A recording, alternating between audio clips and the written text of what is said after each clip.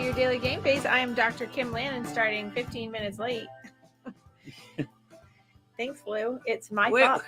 It's not your fault. It's my fault. Okay. I wasn't going to blame you. Relax. Lou is a little verklempt this morning. I think, in my opinion only, that you're a little verklempt. I'm in Belichick mood. I'm just trying to do my job. Okay, well, you are a little verklempt this morning. I love that word. Verklempt? Yes, verklempt. I didn't think verklempt meant what you're trying to express. Yes, it really does. Does it? Well, I could say what I really I thought it wanted. meant like emotional kind of. Well, you're having an emotional face. Okay. Remember I said you look like you're having a bad morning? Yes. So you look verklempt. Okay, you just got a big day. You look uptight. I just got a big day. Okay, well, you look uptight. And I think you're being mean to me. I'm not being mean. I do. Your text to me was a little abrupt. It was not. You do what you got to do. I'm like, It was diffusing. That's because you are having a bad morning. Because you were trying to open a discussion I didn't want to get into. I wasn't trying to open it. It was just a point that was funny.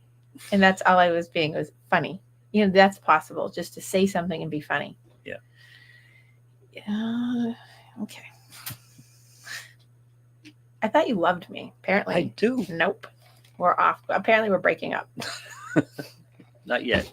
Everybody start mourning the Lou and Kim show, or the Kim and Lou show are breaking up. No, not yet. Oh, good. You don't send me flowers. You don't sing me love songs. You remember that song? Yes. Barbara Streisand Neil and Diamond. Neil Diamond.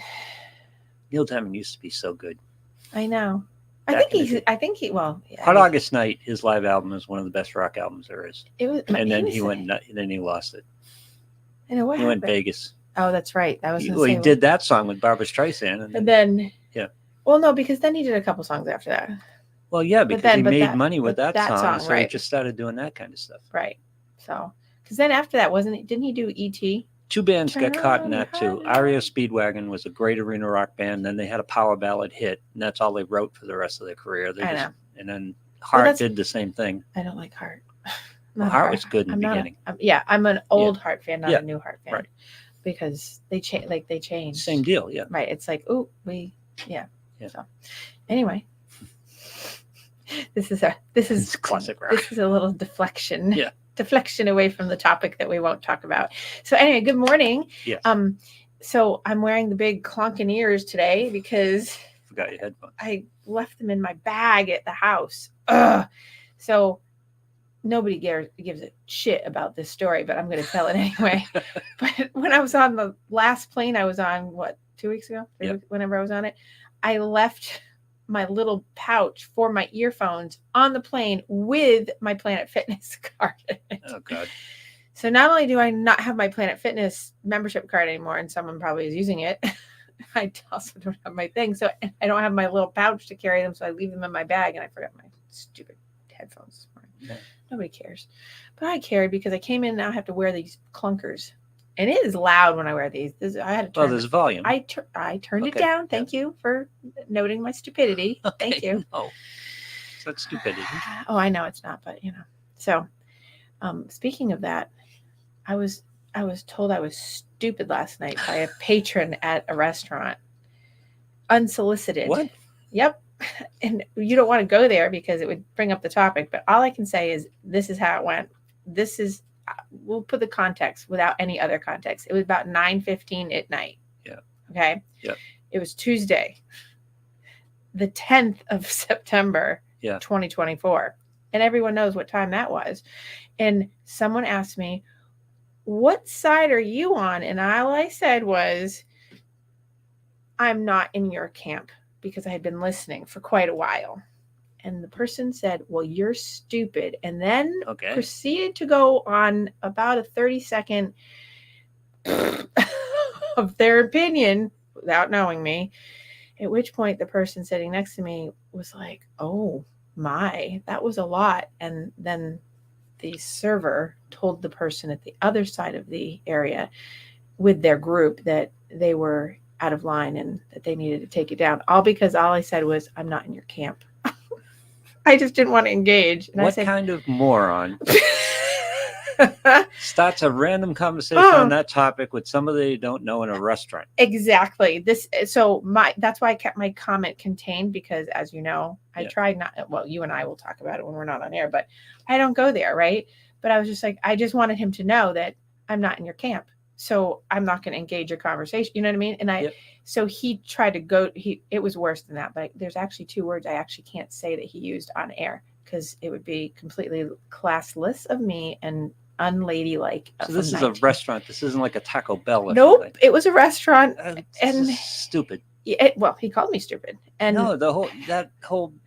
You don't just go to the next table to you and say. Well, he didn't come over. He just yelled it. Yeah, like not yelled, but he shot it across the bow. So I gently. And the guy sitting next to me was a retired police officer who was right. And he was just like, oh boy, that was uncalled for. Not me, him. Yeah. He was like, oh God. And the guy, he was like, dude, like what? And all I said was, you invited me into the conversation. I'm just saying I'm not in your camp, so I'm not going to participate. And that just made him so mad. And I'm thinking, just watch the TV.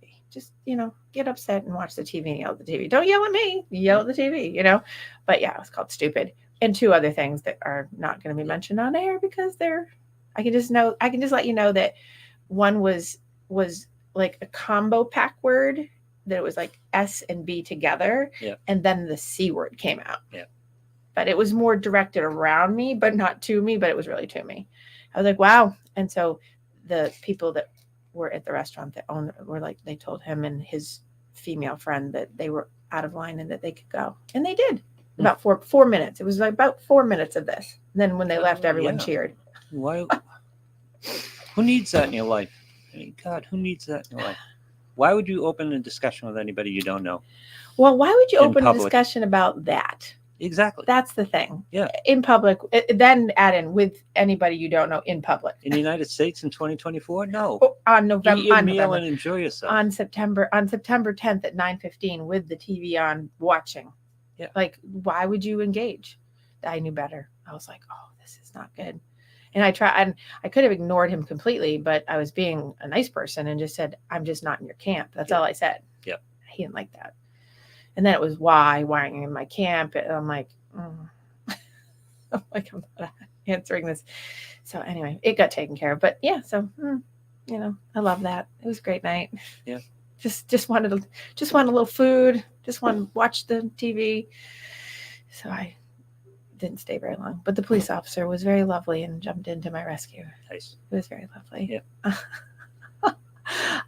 Good morning to everybody. Hi, Kate and Leanne. Hi. Oh, yes, it is a hot topic. Anyway, so I'm not blowing. I'm not. I know Kate's supposed to be in class. This is her senior year on my show. Okay. So, God. I think she's actually in a really important class right now too, that she's not listening to. So that's great. So okay. What'd she say now? Hello, you. God, I already said, okay. So, good. You should be paying attention to your legal rights class. We were going to talk about being present and staying in the moment today. I actually had 2 topics today. So I was coming in prepared way before that little incident happened last night. I just thought I'd bring it up because it was kind of humorous. Yep. And the other thing I wanted to say, talk about being present, right? In the moment of like being able to stay calm in a moment of like insanity. But to your point of like who brings up these things, but also the name calling, like you call someone stupid or you call them a name because whatever. Well, there are so many things I could say. I'm not telling you anything you don't know. There are people who both need and love conflict. I know I don't need either. Yeah. No, I don't need it either, but there are people who thrive on it. Yes. There are people with conflict fetishes. And that's just searching for it. It's just searching for a battle. Well, and I think that's what this was. Yeah. Because it was just such a walk-in. You know how like all of a sudden you're like, wait, what just happened? It was like that moment of what? That's why the words and the you're stupid and and the C and I'm like, oh wow, that was a lot. Wow. So fantastic. Just fantastic. So, anyway, being present. That's this country in 2024. The topic of being present, and also before this happened yesterday, and I just brought that up, I was going to actually bring up the fact of narcissism and talking about narcissism, but not in relation to this topic, but it would fit. But narcissism. I saw your post last night. Did you? Yes.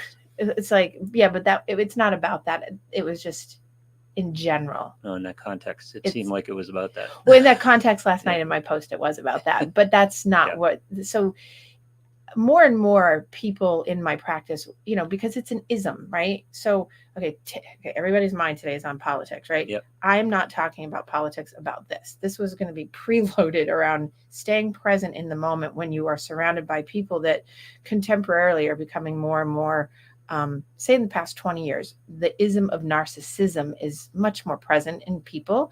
And it's not that it's just in the 20 years, like that age group, it's just more present. And I don't know if it's one particular thing that's made it more prevalent, that's allowed it to come out in people, or that people are more accepting, or they don't see it, or I don't know. But I'm not questioning you. I'm asking a legitimate question here. Is it more present, or is it more I think it's identified? I was just going to say it's more identified and more known about what it is, because I think narcissism has always been there. I mean, so people. But it's entirely plausible. It hasn't been there to this degree. So I understand, because it becomes generationally, it multiplies generationally. Right. Generationally, yeah. So I would agree with that. So I would say that, certainly it's a more identified, more honed in on topic, and people are really focusing on it more and more. And the reason why I was thinking about it is because last week in my practice, I have a bookshelf, and anyone that knows me, I've said this many times, I have a bookshelf of tons of books on it in my office, and I go through them and I, get rid of them, and then I replenish, but I always have a stream of the same particular, like 10 books, and I get new copies and I give them out to have people read with the intention of them giving them back, but I never see them ever again. Yep. So there's a set of books for I've been teaching for 20 years at this one particular college, and then I've been doing my practice for almost 30. So it's been for at least 30 years. And this run of books, a couple of them have been the span of the 30 years. And then a few of them have jumped in the past 20, and they're the same, and they get revamped and then updated, and then a few others. But these particular books are around kind of so that people can understand, so that I don't have to do all the front loading work, is that they can go and read about like what is sitting underneath their own stuff. And oftentimes, so if we're talking about like people who have codependency issues, which is a big topic lately, relationally, and I'm not talking codependency in terms of just like alcohol and drug abuse. I'm talking relationship codependency in terms of the ism of I am addicted to the relationship or the idea of the relationship. Right. So the concept of narcissism comes in because it's often one of the people in these types of relationships, if not both, but usually it's one, not both, has a streak or a feature or all the features of the full-blown narcissistic set. Mm-hmm. And that's, a personality disorder when it gets to that point. And there are increasingly more writing on it. There's increasingly more talk about it. You see it on all kinds of social media. You see it on, there's famous people that are in my field talking about it, like I talk about it, write about it, in terms of how to like manage it and how you grow up with it. There was a great book written years and years and years ago that it's one of my go-to Bible books for people to read, is the Adult Children of the Self-Absorbed. Mm-hmm. So if you get a chance and you feel like you could, need a good read, it's also like a sort of like a workbook as you go along, but it's Adult Children of the Self-Absorbed. It's about growing up in a very, it's kind of a multifaceted book, but it's really about growing up around people that haven't really fully developed their own ego, their own reality manager in something that's outside of themselves. It's all about, I've talked about this last year in my show about tethering. They need the supplier, they need an outside supply to give them their sense of self-worth and their sense of whatever. And if it becomes about the other person and not about them, they tend to fall apart. They get sick. There's something wrong because the focus can't come off of them. And you see more and more writing and more TikToks and more Facebook posts and like just things about it because it's so present. So last week in my practice, I think I had 3 or 4 people who we talk about it from time to time, but I just had 3 or 4 extra people really talking about being in relationships that are toxic, unhealthy, and narcissistically driven, where they feel very tethered by, guilt, or they're shamed into doing things, or they feel like they can't remain present, right? We talk about remaining present. They can't remain present to who they are because they don't have the skills at this set time to be able to manage it. So they go to the default, which is they end up getting tethered in and become the supplier to the narcissist because they can't at this juncture, because they don't know how yet to extract themselves and really stay in their moment and give good boundaries. But they play a part in this because they match the need of their partner, right? Because the partner subconsciously, in many cases, but sometimes consciously, Is picks pulling. people who will supply what they need. So it's not so I'm going to just correct the one word. It's not in some or many, it's all cases. A narcissist will target you as they can, and people do this. We all have like our pickers, and we will focus in directly on people who are vulnerable, who are willing to supply time and time again.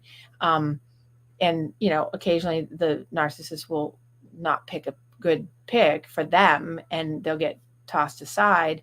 And then the picker goes right to the next person, because a narcissist will not leave a relationship until they have a new source of supply. Right. So they will torture to the nth degree as long as a person will let them.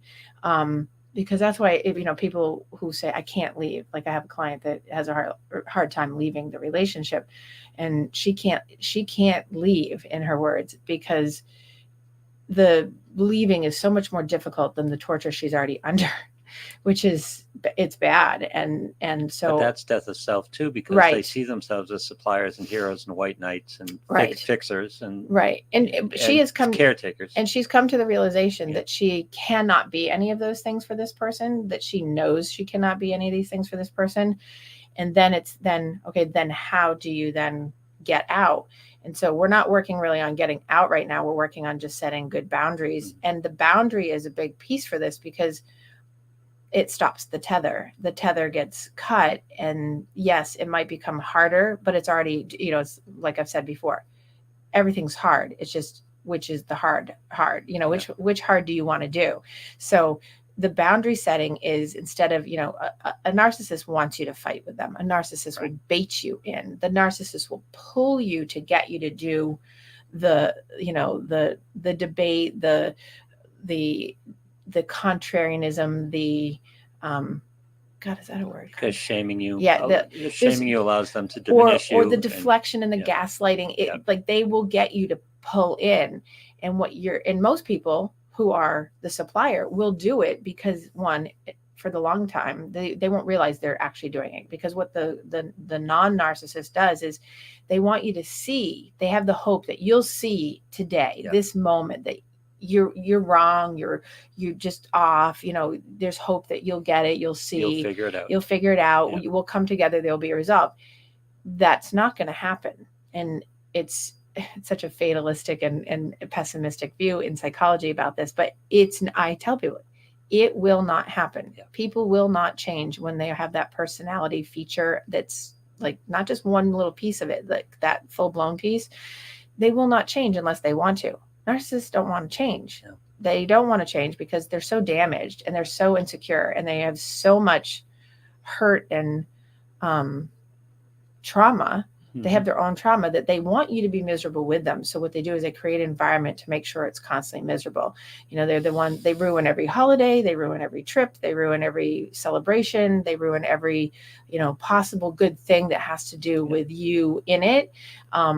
Because it takes away from them in some way, which makes no sense on the surface. If you look at it, you're like, how is that possible? But in their internal mind, it's taking away from them or what they want. It keeps the focus on them. It keeps the supply running their way. Right. So there's no balance. So like if you just take a basic thing like Christmas or, or not Thanksgiving, but like Christmas, birthday, things where there's like an important thing for each individual person.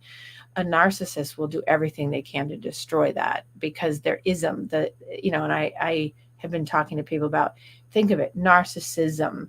It is an ism. It is an addiction to oneself. It is an addiction to keep oneself together and put together.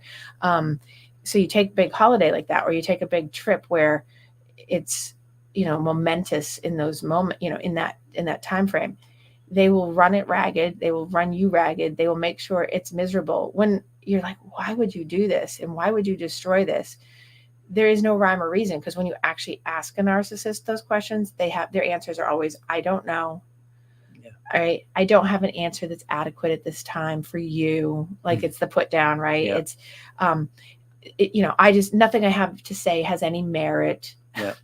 It's this thing of like, it's a gaslight, because it's making you, you're supposed to feel like you've done something wrong, or you've said something wrong by, implying that, they should have an idea. You can't get, it's fine if a 15-year-old says, oh, I don't know. Right. Because you're still learning.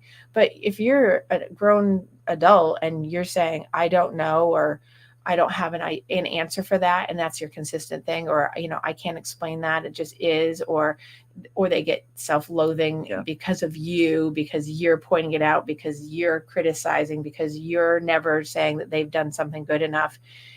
I used to describe it as they stab you in the stomach and then complain because you're bleeding on them. Right. Well, that's exactly what it is, right? Yeah.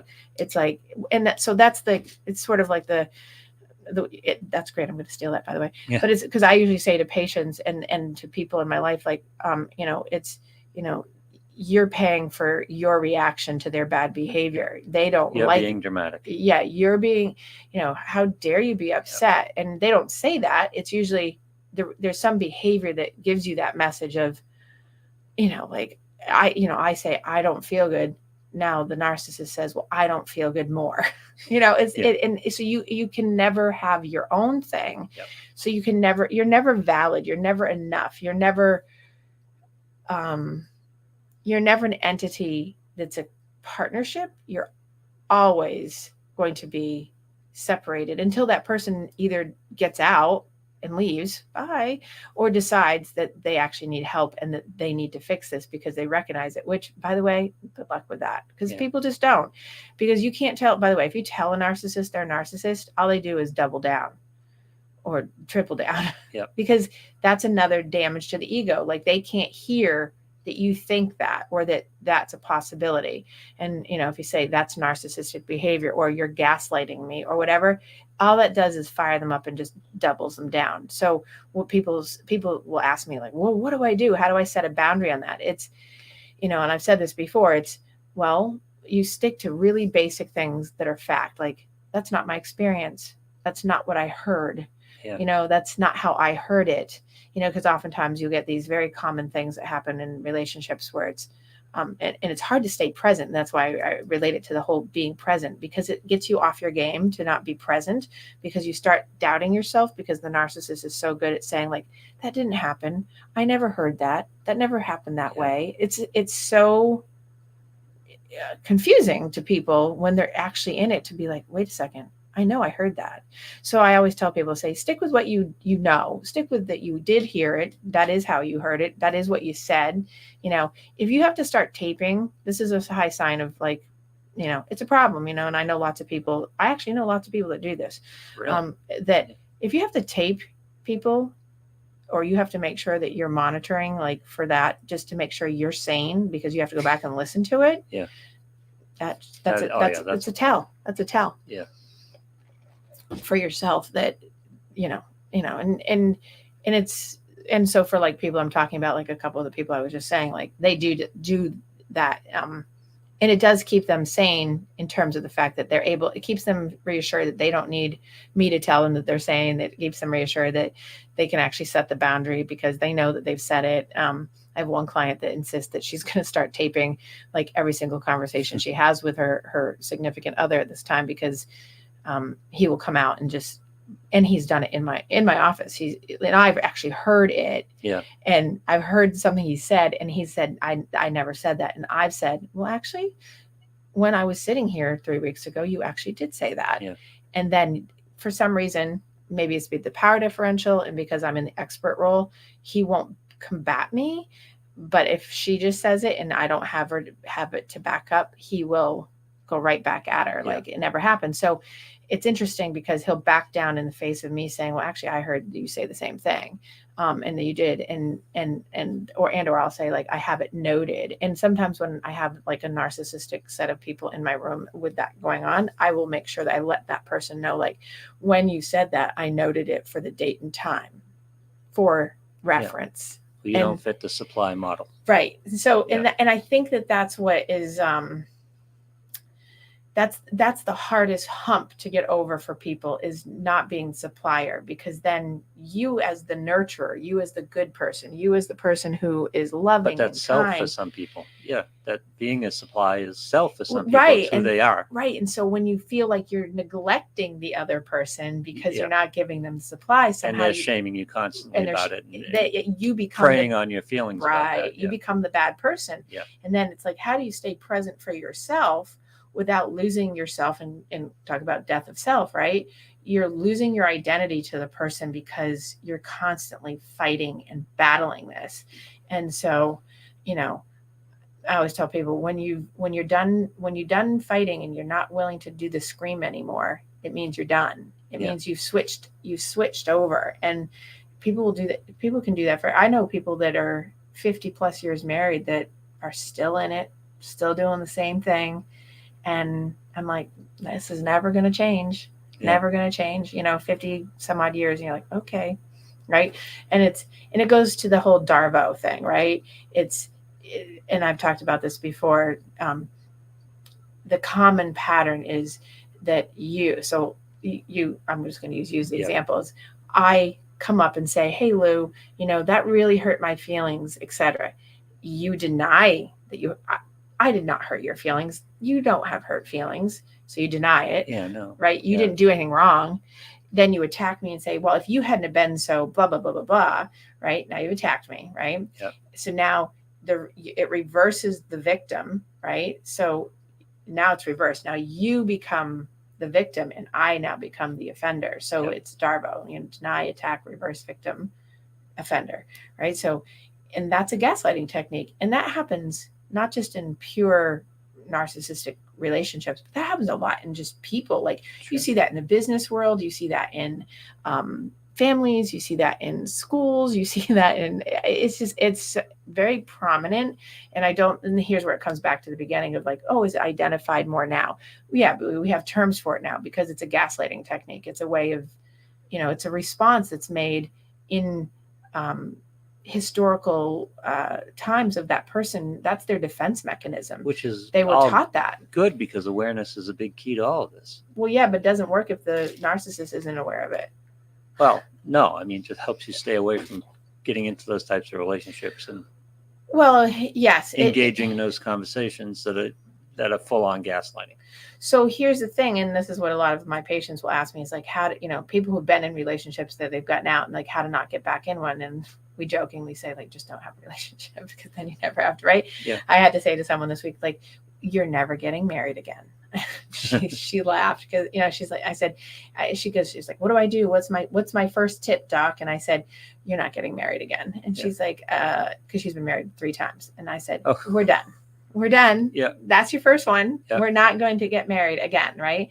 But that's not the first time, nor will be the last that I have to say, you're not getting married again. I have several clients that I've had to say that to, and particularly women, because it's usually women who are on the receiving end of the narcissist. And it's usually, and that's not to say that women aren't, because they are, but it's the imbalance of like male to female ratio on that particular personality disorder is like flagrantly male.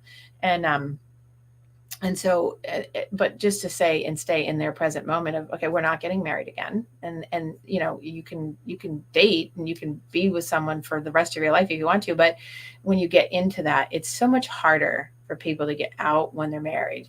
That little piece of paper really changes the game for people. And so that's one of the things. And then my biggest tip is work on self. Just work on how to set your own boundary. You're getting crossed because your empathy. So narcissists find people who have incredible empathy and who have the nurturing and the compassion, the kindness. And what they do is they beat it down and then turn it against you and say, oh, that's real loving. When you try to set a boundary, oh, you're not being very nice, or, right. Sort of like, what I did at the beginning when I said you weren't being nice to me. Just kidding. Yeah. But they beat it down so that the person who is that loving, nurturing by nature, empath will feel guilty enough that they must be doing something wrong because they have an insecurity in them that, I know I'm doing the right thing. So they'll try harder to only have the narcissist come down and beat on that harder. Right. Because they'll try harder to be like, but don't you see, I've done these things. Don't you see? It's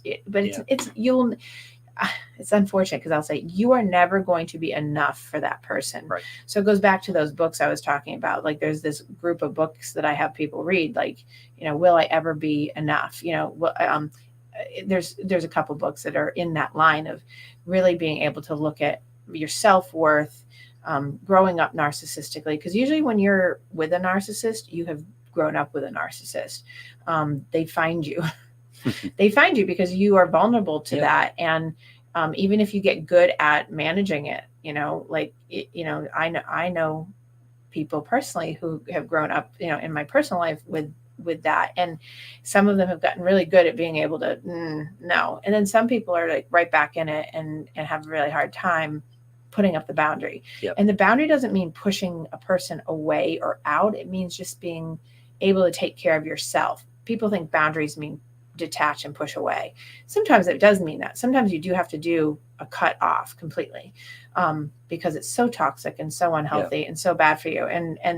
But a lot of times it's just about setting a boundary of you will not be able to talk to me like that. And I will come back to the conversation in 30 minutes, which, by the way, narcissists never want to come back to a conversation because they don't ever do resolve. There's never resolve. Right. And in this conversation today, I'm doing a lot of never, which is unusual in psychology because we don't usually use the extreme terms, but not with narcissists. Not with narcissists. Narcissists never want to, they never want to resolve.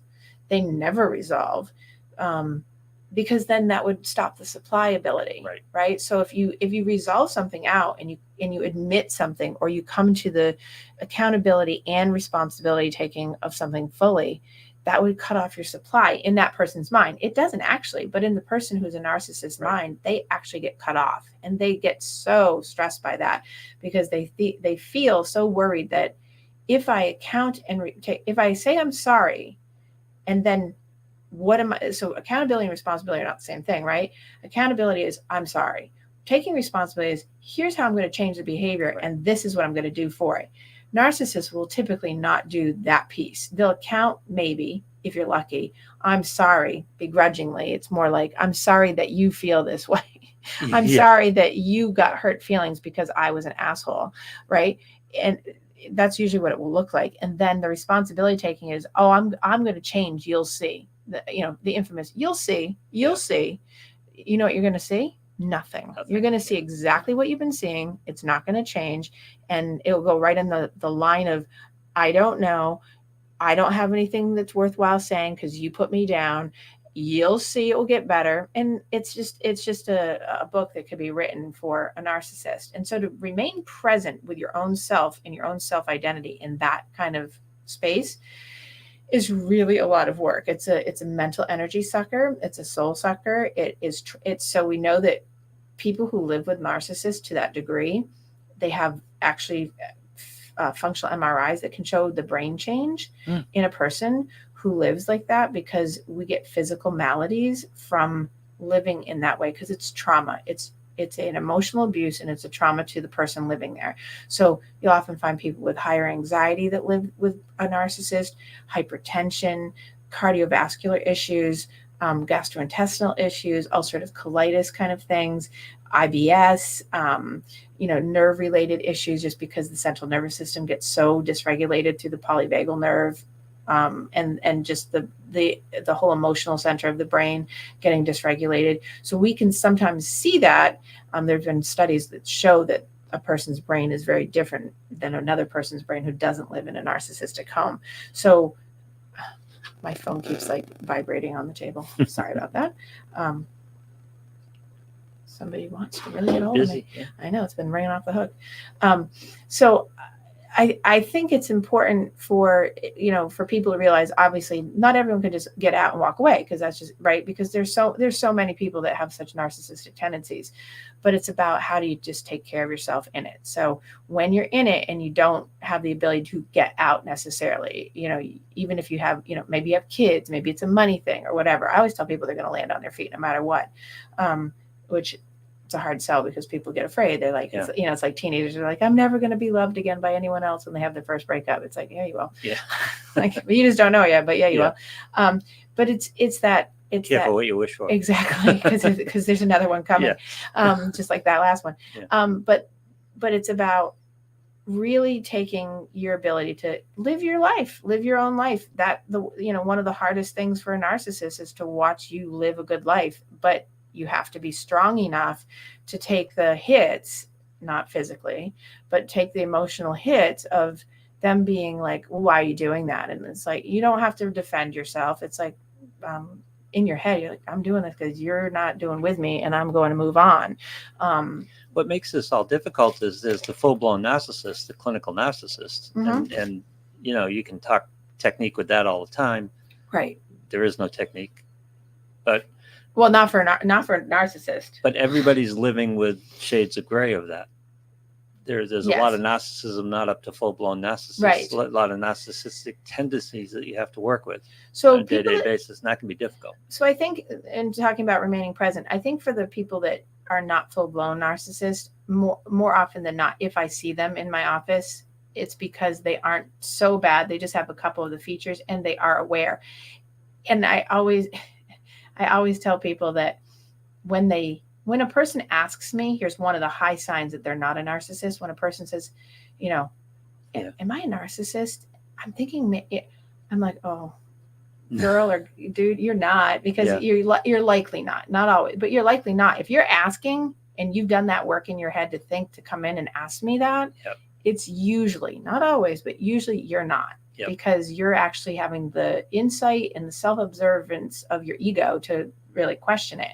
That doesn't mean, because we all have narcissism, every single person. None of us are without, because we all have damages to our reality manager, and that's our ego, right? We all have little hurts and pings and dings that we've gotten over the years. And just growing up is pain to your ego.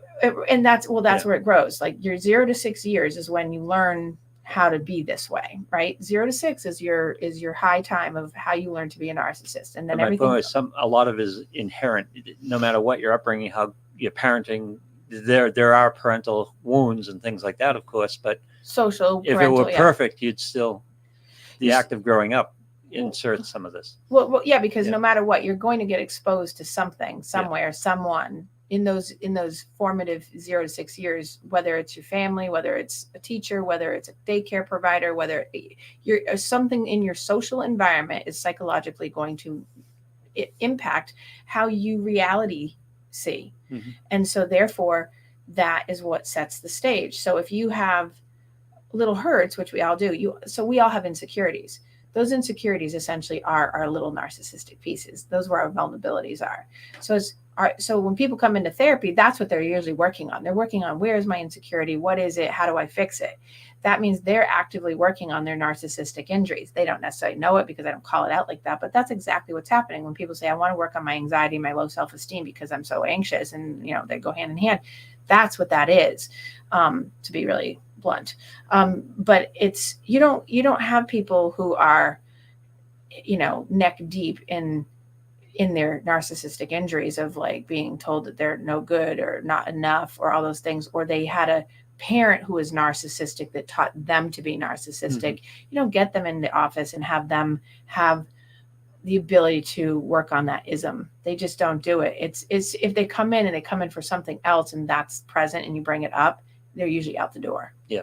Because they can't manage you can't see behind the curtain. Right. They cannot manage that piece. It's too stressful. It's too hurtful. It's too the shame piece of this. And that's where you see a lot of people who have codependency issues around alcohol and drugs. There's often a narcissistic component very deeply rooted in there because there's so much insecurity and shame. And the underside of narcissism is shame. And so, and you can read my writings on that because I have been published in that, right? And my dissertation was on that.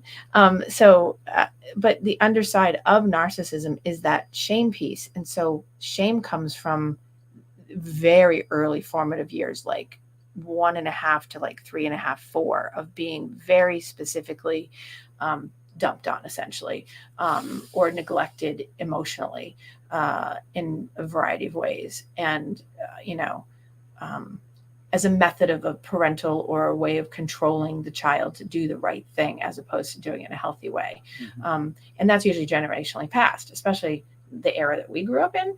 I see a lot of people in our generation that are just wrought with shame and guilt and all the terrible, awful things, for being, the sinners and the terrible people that we are. Like, it's that culture that we grew up in. And instead of it being like used in a healthy way, right, it's used as a weapon. It gets, love gets weaponized, religion gets weaponized, conditionality is there and weaponized. It makes a little ball of fire for a person to have to sit through and live. And it's hard. Yeah. What were you going to say?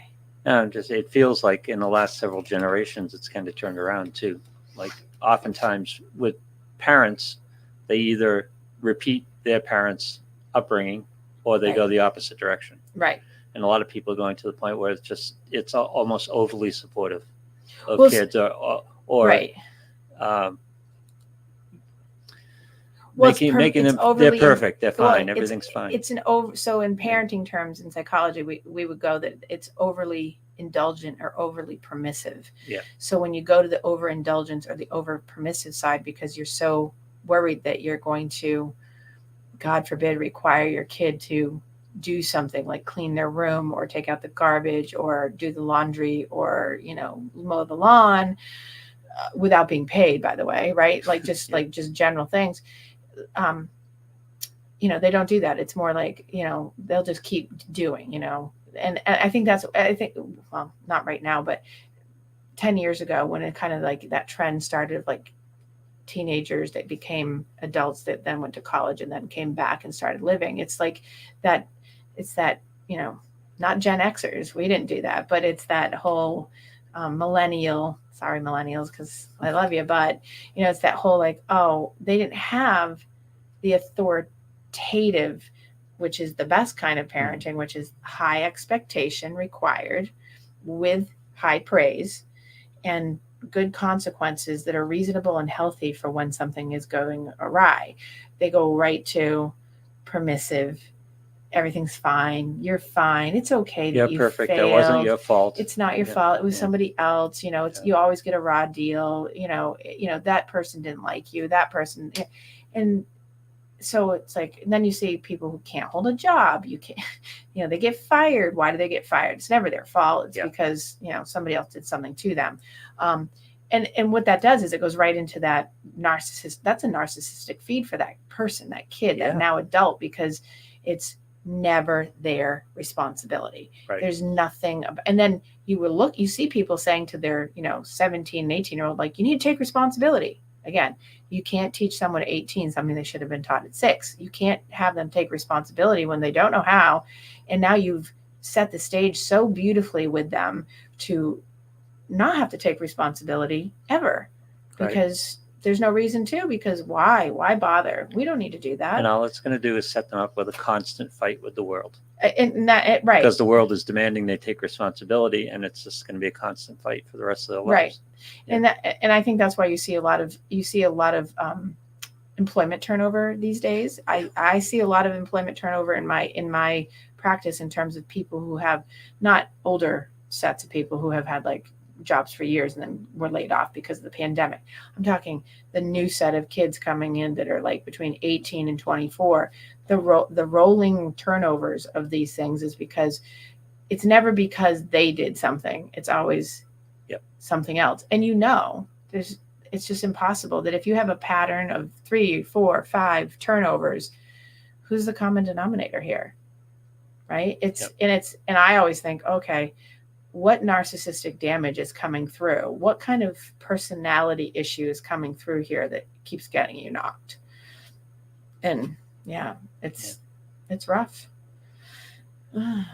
We were raised with shame when we were wrong or needed to be corrected. Mm-hmm. And so that was one of the ways I went opposite. It's like, I can correct you, and it doesn't mean I don't love you. It doesn't mean you're bad. Right. It doesn't mean there's, you can do this better, or this, you might have been better off if you'd done it this way. Right. And if you can create that atmosphere where it's safe to do that, and it's not a shaming, and it's not a hit to the ego. Right. You're young. You got to learn. Right. Right. And there is a difference between good shame and bad shame. So so there's nothing wrong with giving a little humility to someone by, embarrassment, and like teaching by like, well, you embarrass yourself there, you put yourself in a position. It's the unhealthy shaming. It's the purposeful, like that demeaning, condescending, belittling on purpose to make you hurt kind of thing. That's where the damages come from. It's not the, oh my God, I'm embarrassed because I have to apologize for doing something. Like, you do. So it's teaching you that piece, like, to set you in the right motion of making a good choice versus a wrong choice, or making, so that you're not hurting someone's feelings versus crossing their boundary. But it's the shaming that is the criticism. I'm gonna sneeze. We see this. We see this in sports. This is why team sports are so. Sports in general is so useful, because we've all had those coaches that just demeaned us, that we hated, and we've all had those coaches that demeaned us, but were really on our side and working for us, right? And who loved them, even though. Because it seemed like the same from the outside. It was a stylistic difference. Yeah. It was still being like, there's a shame piece, but it's more about teaching humility. It's like, you aren't going to be top dog. Like when I coach kids or athletes in general, I never put them down. It's always, if you want to be where you said you want to be, this has to happen. This isn't what's happening. If you want that to happen, this is what you have to do. You have a choice here. I can't make that choice for you, but I'm telling you, so it's like that. It's more, in my era, it was, you suck, you're fat, you're never going to get anywhere. There's always going to be someone better than you. Yeah. You worked out 1 hour less than that person did today. That person I got compared to, there was a girl in gymnastics that we called her Lefty because she had one arm missing. Right.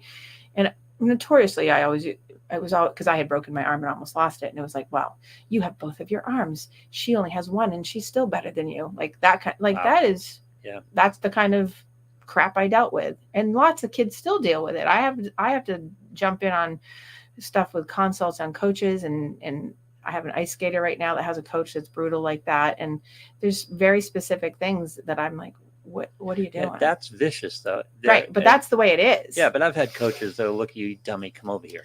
Right. And then, Yeah. And that you're working together with him. He's working with you. You're safe with him. Right. But though his style is, you idiot, come over here. Right. I want to talk to you about that. Right. I want to show you how to do that. Right. And that's different. Or Tim, show him how to do that. Right. Exactly. Yeah. And and that's so, and you do have, I would like to say, given some of the stuff I've done over the past 29 years, that I have made a difference in that with coaches, at least in this area and where I am, about how they coach and how they talk to their athletes, and parents too.